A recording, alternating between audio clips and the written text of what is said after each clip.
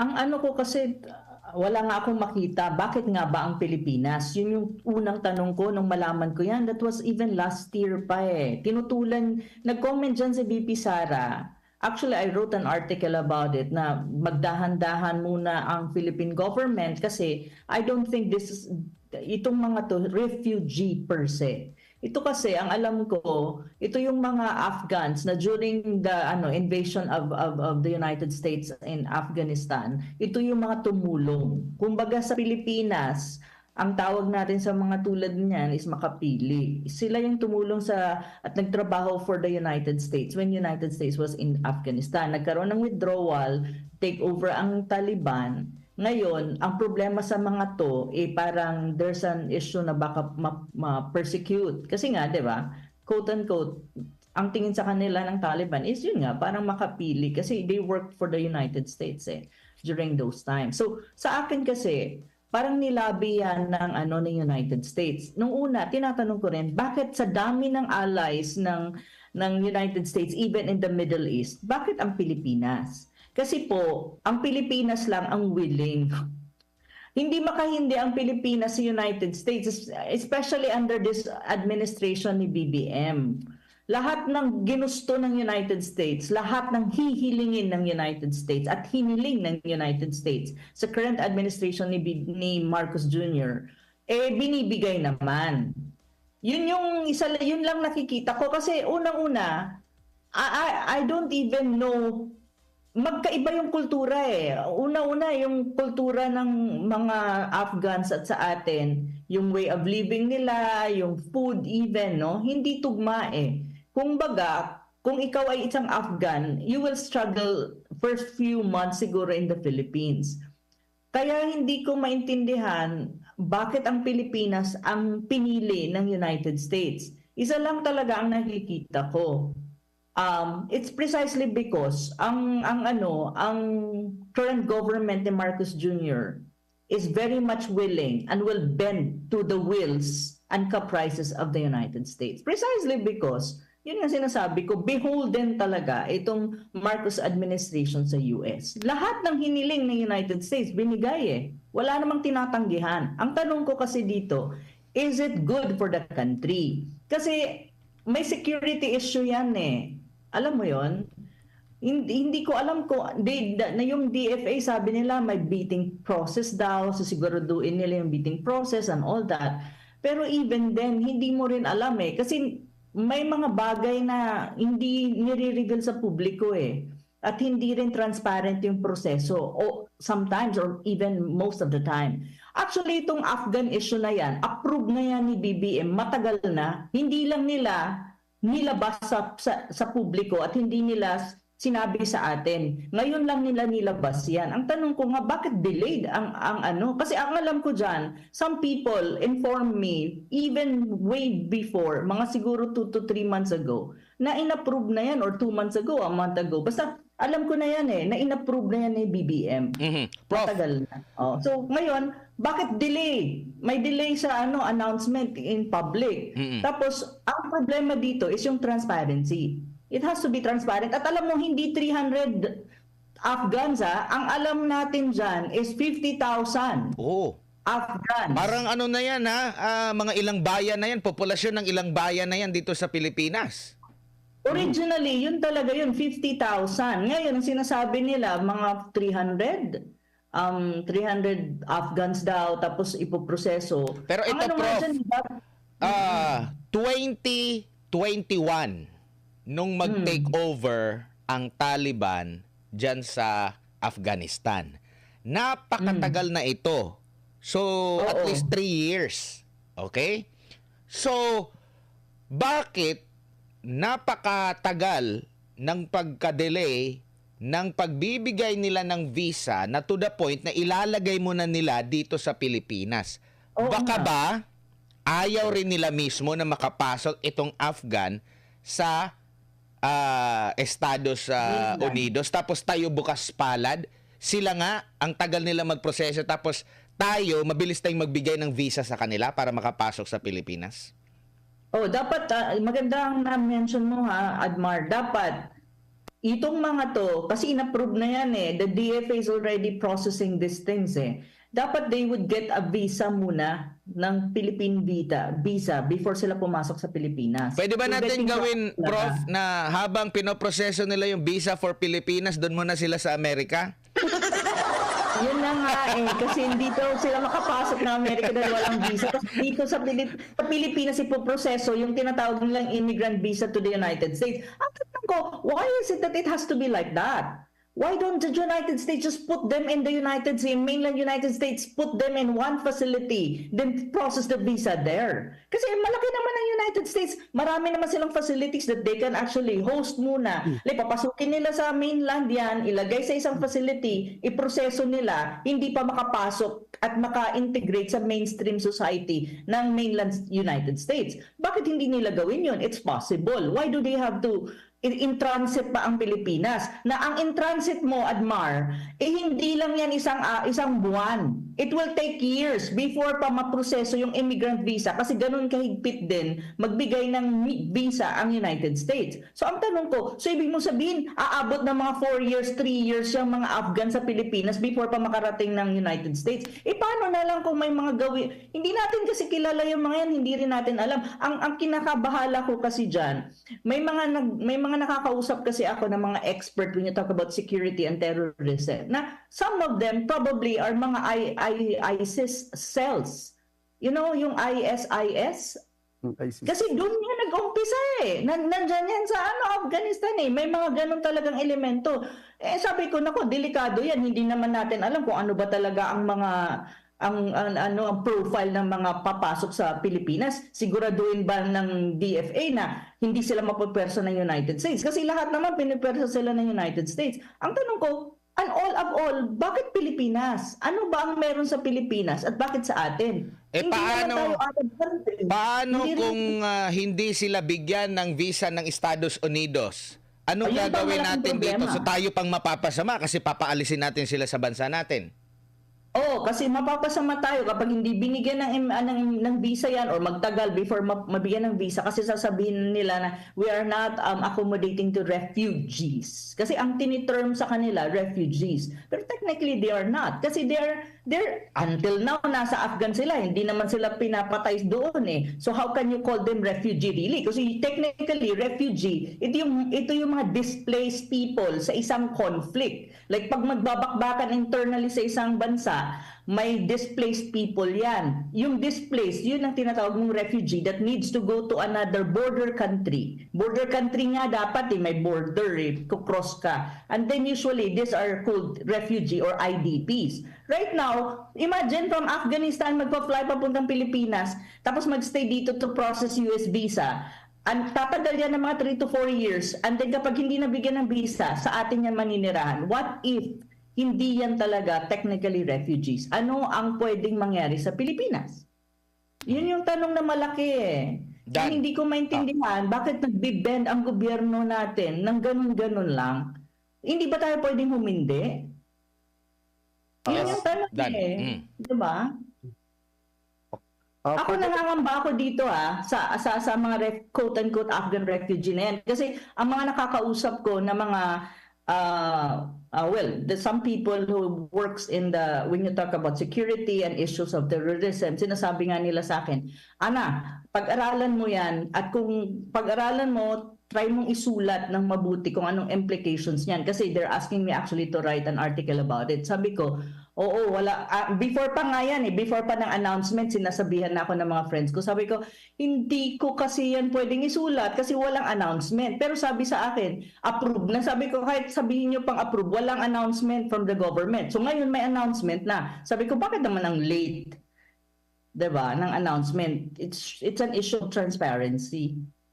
Anyway, sorry.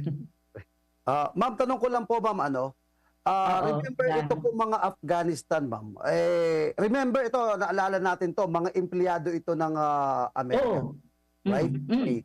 So, technically, hindi sila refugee. Empleyado sila ng United States. When United States or mga Afghans na nagtrabaho with the United States, cooperated with the United States during the time na there was an American invasion and America was in conflict with the Taliban. Na ang Taliban ngayon ang namumuno sa Afghanistan. So Okay. technically kung i-define mo ang refugee based on UNHCR, ay hindi ko alam kung paano mo sila i-classify as refugee kasi hindi naman talaga sila refugee per se. Empleyado sila. Okay. So ito lumalabas ngayon dito, ma'am, na tayo ang catch basin o babagsakan na to. Hindi kaya ito ay gagamitin dito sa EDCA sites?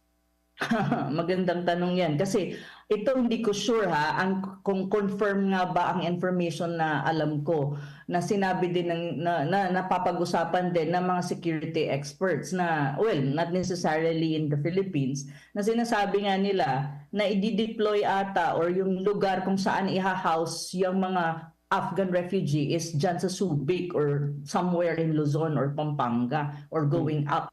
Sabi ko, sa dami-dami naman ng lugar sa Pilipinas, bakit dyan pa sa malapit sa mga EDCA sites mo, i-deploy yung mga yan? Ano naman gagawin nila doon? Supposedly, kung yung mga EDCA sites, usually, ang dapat nandyan lang or mga deployed lang, military personnel, or may it be from the Philippines or America, kasi EDCA nga yan eh. So, hindi ko rin maintindihan ano ba bakit doon? Bakit sa lugar na yon? Hindi ko lang sure kung yun nga ba. Kasi before pa, last year pa, napapag-usapan na yan. Ang alam ko, ang mga sinasabi ng naririnig ko is yung deployment or yung kung lugar kung saan sila iha-house or ilalagay, doon nga sa may Subic or up north, going northern Luzon or Luzon area, going up. So Pampanga, Subic kasi nasa Pampanga ang going up. So sabi ko, ito yung mga locations na alam natin may mga EDCA sites. So bakit doon? Yun ang unang tanong ko. Sabi ko parang hindi, di ba dapat kapag refugee, ilalagay mo yan sa isang gagawa ka ng isang area na kung saan diba lahat. sa border ng sa Amerika, pag may pumapasok at nahuhuli nila na tumatawid sa kanilang border, meron yan silang sa border control nila, meron silang parang meron silang encampment. Facility. Bakit hindi nila doon na lang ilagay muna? Kaya naman pala eh. Yun na nga yun eh. Kaya na nila. Kaya sabi ko kanina, Admar, di ba? Bakit kailangan dumaan sa Pilipinas? When in fact, pwedeng dumiretso yan sa United States, sa mainland. Hindi papasukin muna na mag-i-integrate ka agad sa American society. But doon muna sila sa isang facility or encampment habang pinoproseso ang kanilang mga visa application para maging quote-unquote makasalamuha na sila at freely sila integrated sa US society. Kasi ganun eh. So doon muna sila paprosesuhin mo. Pwede naman yun. They can do it. America, United States can do it. Pero bakit ang tanong, bakit ipapadaan mo sa Pilipinas? And then dito sa Pilipinas may proseso yung US visa nila before mo sila paliparin papuntang United States. Why is that? Bakit ganun? Napaka-impractical actually niyan. Diba? Pero ano ang reasons behind that? Kasi for me really, that's so impractical at saka a lot of suspicion kung bakit ganun ang proseso. Hindi ko nga maintindihan eh. Something is fishy about this. Na ang winu-worry natin is it may have some kind of security implication, internal security implication sa Pilipinas. Ang sabi naman ng DFA, mayroon daw bidding process, talaga daw siguraduhin nila na everything is okay, blah blah blah. I don't know. Because gano'n naman lagi eh. Pero pag nagkaroon na ng backlash yan, hindi na nila alam kung paano sagutin. Kung may mga implications na at nangyayari na yung mga bagay-bagay. So yun yung problema lagi eh. Tsaka hindi ko talaga maintindihan itong Marcos administration. Why would you bend to every kind of request na hinihingi ng United States when in fact pwede kang humindi? Correct. Baka may request din siya. Kumbaga, oo, kumbaga, Estados Unidos, may request ako. Baka naman, pwede ma-defrost natin. Sige, may request din ako. Vegetable and fruits na kailangan i-defrost. Pero ang suggestion dito ng ating mga kababayan, baka yung 300, pwede sa Malacanang muna. Magstay. Di ba? Dan. Pwede. Gawin nilang Pwede. guest of honor. Di ba? Kailangan nila ng mga guest of honor doon. Malay mo, di ba? Oo. Ma'am, nabanggit nyo kanina, Kasi meron tayong before pa na natanggap before pa itong mga Afghanistan, meron tayong mga Vietnamese na pinapasok dito, which is nilagyan lang sila na isang lugar, which is Morong Bataan and Palawan. Oo. Diba, remember yun, talagang wala pang usapin doon, talagang nakasave sila doon. Talagang refugees yung mga yon. Refugee yun kasi conflict yun eh. May conflict between North and South Vietnam, and these are displaced people na yung life nila threatened and the conflict is ongoing. Pero ma'am, ito kasi dito tayo pumapasok kasi dito, ma'am. Actually, itong topic na to, tinapik ko na to sa akin sa live ko eh. Ito yung sinasabi natin, empleyado sila ng Amerikano, ng mga base militar doon sa Afghan, dadalhin Nung dito. time nila. Ano to, coincidence lang na meron ding mga EDCA sites dito na kapag hindi na-aproban yung mga visa nila, walang trabaho dito mga to, tambay lang dito sa Pilipinas. Mamamali mo sila dito, walang kakainin. Hindi kaya possible na ipasok doon sa mga EDCA sites since empleyado ng Hindi, yun na nga siguro, ang tingin ko nga dyan, Dan, is yun nga ata yung ano dyan is, yun nga talaga ang hidden agenda. May hidden agenda yan. I don't believe na wala. May hidden agenda yan. Hindi pa natin nakikita ngayon kasi syempre, very opaque eh. Walang transparency eh. So feeling ko there's a hidden agenda. Ang tanong ko nga dito, unang-una, kung hindi ma-approve ang mga visa niyan papuntang United States, anong gagawin ng gobyerno natin? Pangalawa, sinasabi ng United States na they will be financing food and everything dun sa stay nila. Ang tanong, okay, until when? Malinaw ba yung financing ng United States? How much ba per person yan? Kasi walang information na lumalabas eh. Yung mga ganun ba? At pangatlo, dapat siguraduhin ng Philippine government that these Afghans, quote-unquote, na papapuntahin mo na refugee, hindi i-deploy dyan sa mga EDCA sites. Kasi ang EDCA sites is within the military bases ng Pilipinas. Dapat malinaw yan. Kasi may trabahante na mga yun, ng United States yan during the war in Afghanistan. And many of them were working on military and security issues. Do you really think these people are innocent? These Afghans are innocent? I'm sorry, no? I'm not saying na as a country, dapat hindi tayo tumanggap ng refugee. Hindi ganon ang punto. Kasi when you talk about refugee, I work in refugee issues. For 10 years, I was working on refugee issues. One of the issues that I worked for before, and I was based in different refugee camps. I had that experience, solid experience. Kaya naiintindihan ko kung ano ibig sabihin ng refugee. And I don't see these people na papasok sa Pilipinas as refugee per se. Really. So ang tanong ko ngayon, siguraduhin ng current government na talagang hindi yan i-deploy kung saan-saan, especially sa mga sensitive areas. Kasi yung mga background niyan, karamihan dyan, is not necessarily displaced people just because they were persecuted or victim of a conflict. Hindi eh. Mga mga tao na nagtrabaho before with the United States, na ang tingin nila kapag hindi sila umalis ng Afghanistan, mapoprosecute sila ng current government ng Afghanistan precisely because ang tingin sa kanila makapili nga sa konteksto ng Afghanistan. So they are asking the United States to go out of Afghanistan at pumunta sa United States. Kasi dapat lang naman, ginamit nila yung mga taong to, yung United States, dapat pangatawan nila mga yan. Pero wag na saan nilang dinadamay pa ang Pilipinas. Ang problema kasi ng United States, gumawa-gawa sila ng kalokohan dyan sa Afghanistan. Tapos ngayon, they need to clean up their mess. Pati Pilipinas, dinadamay nila sa mess nila. Nahindayo naman, hindi ko maintindihan yung current government, bakit nagpapagamit ka at nagpapadamay ka naman sa hindi mo naman problema. Kasi ang issue ng refugee, we need to be very careful. Kasi ang issue ng refugee, may cost yan sa host country tulad ng Pilipinas. Hindi lang yan usapin ng pera at financing. Usapin din yan kung ano yung impact ng mga yan doon mismo sa society natin. Kasi magkaiba yung kultura. They may create problems for our own society. Like for example, magkakaroon ng gitgitan between Filipinos and them kasi hindi magkatugma eh. Maraming problema ang refugee na kapag ang host country na ang pinag-uusapan. Hindi lang yan usapin ng usapin ng pera. And even then, hindi ko rin alam kung hanggang saan ang pondo na ibibigay ng United States para alagaan at sa pagkain, lahat ng gagastusin mo para sa mga refugees na yan. and how long it will be. Kasi ang pagpuproseso ng mga US visa, especially immigrant visa, hindi ganun kadali. Hindi yung ganun kadali na in 1 month, you will be able to get it. It takes years. So yun yung isa sa mga usapin dyan na hindi ko alam kung ready nga ba ang current government or na-tease out na nila yung mga issues na yan. I'm not kidding. I worked for this kind of issue when I was based in Thailand for 10 years.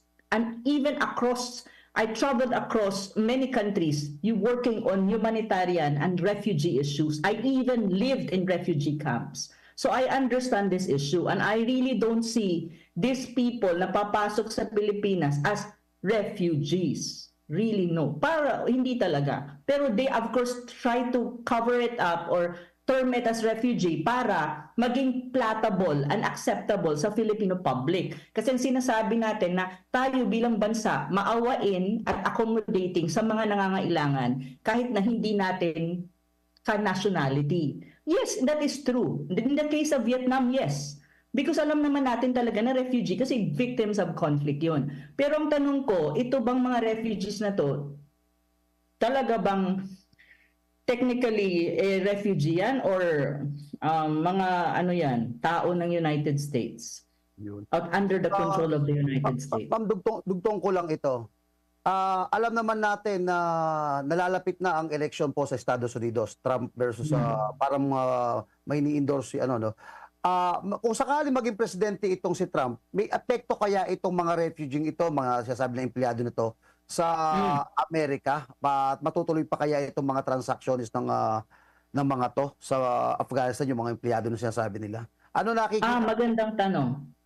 Ano po yung nakikita ninyo na if ever magpalit ng administrasyon ng Amerika at si Trump na, halimbawa lang si Trump na ang maupo, alam naman na si Trump, against siya sa mga refugee. Against siya sa migrants.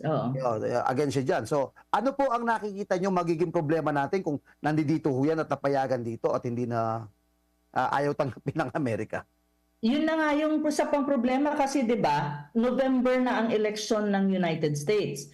And then the possibility na si Trump ang manalo mataas. Ang isa sa mga strong policy ni Trump as a president even before at ngayon lalo na ina-announce na niya ito sa mga rallies, sa mga sorties niya sa Amerika, sinusubaybayan niyo si Trump at saka yung American politics. Isa na ayaw niya is magkaroon ng iba pang mas maraming migrants sa United States. Ayaw niya. That's a no-no to Trump. Ang gusto nga ni Trump i-repatriate at pauwiin na yung mga quote-unquote migrants, especially the illegal ones na nasa loob ng bansang Amerika at this time. Sinasabi nga niya, pag upo ko mismo, unang palisiya na gagawin ko at move na gagawin ko is paalisin at ilabas sa Amerika yung mga migrants, lalo na yung illegal migrants. Precisely because nagrereklamo ang white population ng United States. Kasi may competition din Kapag maraming migrants sa loob ng bansa mo, there is really some impact, lalo na sa local population. So nakikita yun ni Trump. Yun ang kanyang, isa sa mga strong policies niya kapag naupo yan ulit sa Amerika. Ngayon, ang tanong, if in any case Trump wins in November, anong mangyayari sa Pilipinas kung sabihin ni Trump na itigil yung pag-i-issue ng cancel lahat ng pag-i-issue ng visa, immigrant visa sa lahat ng Afghan quote-unquote refugees na nasa Pilipinas ngayon. So anong mangyayari sa atin sa Pilipinas? Na-stuck up yung mga yan dyan sa atin. Paano kung sinabi din ni Trump na, okay, since cancel yung processing ng immigration, cancel din ng funding because my administration doesn't like it, will not support it. So anong mangyayari sa Pilipinas? Kakarguhin natin lahat. Tayo pang mapapasama kung paaalisin natin. Tayo pang mapapasama. Hindi mo na pwedeng paalisin yan Oo. Tama ka, Admar. Hindi mo na pwedeng paalisin yan pag nakakapasok na ng Pilipinas kasi ang mangyayari sa Pilipinas, pag inisapwera mo naman yung mga yan na nandun na sa loob ng bansa natin, sasabihin naman ng international community, napakawalang awa naman ng Pilipinas, pinapasok nyo yan, tapos ngayon, papalabasin nyo ng ganun-ganun lang. Saan mo naman itatapon lahat ng mga refugee na yan, sasabihin ng international community. So ang mangyayari sa atin, we will be painted in the international community na parang not good country when you talk about refugee issues. Kaya Kasi nga hindi tayo dapat sa Diba? Malacanang talaga sila tumira para maalagaan ng husto. Correct. Dapat kasi mas marami nang makakain doon eh. Oo nga. Overflowing daw yung food doon Partner, eh. partner, Diba? dali na lang sa Batak, Ilocos Norte. Maluwang-luwang naman yung marami naman lupa doon sa Batak. Wag na doon na sa Ay, Malacanang. ito, Wag na masyado malay. Nagpo-proseso ang Malacanang, malapit-lapit lang din yata yan sa Philippine Embassy Sa lang. DFA. Sa Manila DFA, di ba? So doon na lang. Para Pwede. Malapit din yan sa US Embassy kasi Manila din, diba? Manila Bay eh. Oo, yun nga. So diyan na lang. Pero ito po Prof, sa tingin mo needed pa ba ng approval 'yan ng mula sa taong bayan, mula sa Kongreso?